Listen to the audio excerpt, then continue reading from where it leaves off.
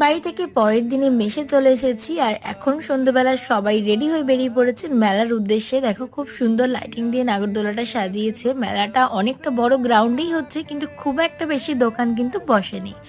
অনেকগুলো রাইডও এখানে করেছে।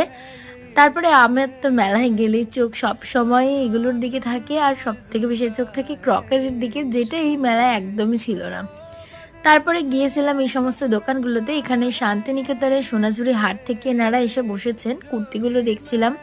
তারপরে এখানে শাড়ি ছিল, অনেক রকমেরই শাড়িগুলো বেশ পছন্দ হয়েছিল, কিন্তু এত বেশি দাম বলছিল তাই আর নিতে পারিনি। বাচ্চাদের জন্য কিছু খেলনা দেখে কিনে নিলাম। তারপরে একটু টুকিটাকি খাওয়া দাওয়া করলাম। প্রথমে একটু মোমো খেয়ে নিলাম, তারপরে খেলাম একটু পাপড়ি চাট। পাপড়ি চাট খেতে তো আমার খুব ভালো লাগে, আর মেলায় গেলে আমার এটা খাওয়া মাস্ট।